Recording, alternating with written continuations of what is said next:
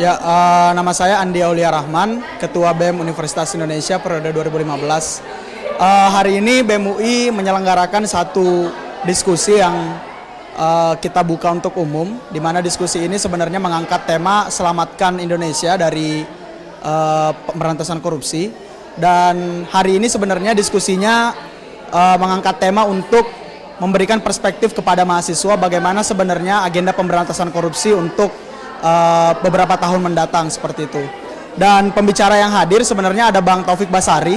Bang Taufik Basari adalah aktivis anti korupsi, kemudian juga saya sendiri mewakili kepentingan mahasiswa, dan juga pembicara terakhir adalah Bang Bambang Wijayanto, Wakil Ketua KPK Nonaktif.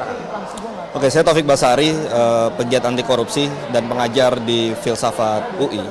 Hari ini saya menghadiri acara diskusi publik yang diadakan oleh BEM UI dengan tema Kita Bersuara.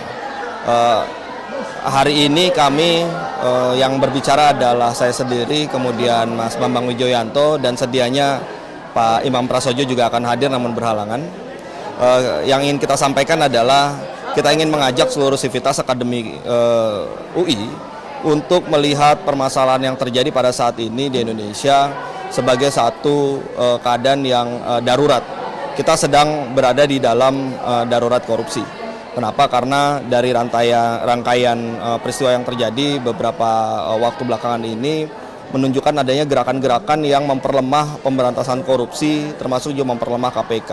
Dan ketika itu terjadi, ketika hukum dipermainkan, ketika hukum dijadikan alat untuk melemahkan pemberantasan korupsi, maka sebagai orang-orang yang berpikir di dalam dunia kampus tidak bisa diam begitu saja. Ya, kita harus melawan segala hal yang memang bertentangan dengan intelektualitas kita yang selama ini kita pelajari di kampus, bagaimana hukum harusnya berjalan, bagaimana politik harusnya berjalan. Jika itu tidak sesuai dengan nilai-nilai yang selama ini kita pelajari, yang selama ini kita usung, maka kita harus bergerak untuk mengembalikannya ke jalan yang lurus dan benar. 3 dekade Republik ini dikuasai oleh rezim otoritarian Orde Baru. Kita sudah lagi lupa untuk mendiskusikan apa yang namanya oligarki. Sekarang sistem oligarki secara diam-diam tapi bertahap dan sengaja membangun sistem yang baru. Dan dia mampu beradaptasi dengan governance reform yang sedang dibangun dan sistem penegakan hukum. Anda tahu ketika sistem oligarki ini bersekutu dengan lembaga penegakan hukum di daerah Afrika, itu menghancurkan negara. Sistem oligarki ini adalah satu sistem di mana ada persekutuan antara konglomerasi hitam, birokrasi nakal, dan elit partai yang tidak amanah. Dia menguasai sumber daya publik. Dengan penguasaan itu dia mengenerate revenue. Dengan revenue itu dia memperluas lagi kekuatan politiknya. Dengan perluasan kekuatan politik itu dia akan memperluas basis untuk menguasai sumber-sumber daya publik yang lain.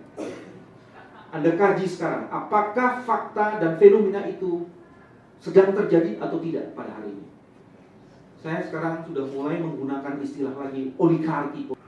Dan oligarki politik ini akan bersekutu dengan kartel yang menguasai sumber-sumber daya. Dan kalau ini terjadi, maka sempurnalah kegelapan itu. Dan Anda nanti selesai sekolah menjadi agent-agent dari kuasa kegelapan itu. Akan memperkuat oligarki, sistem kartel. Ini yang dikhawatirkan seperti itu. Kenapa itu disebut dengan darurat korupsi?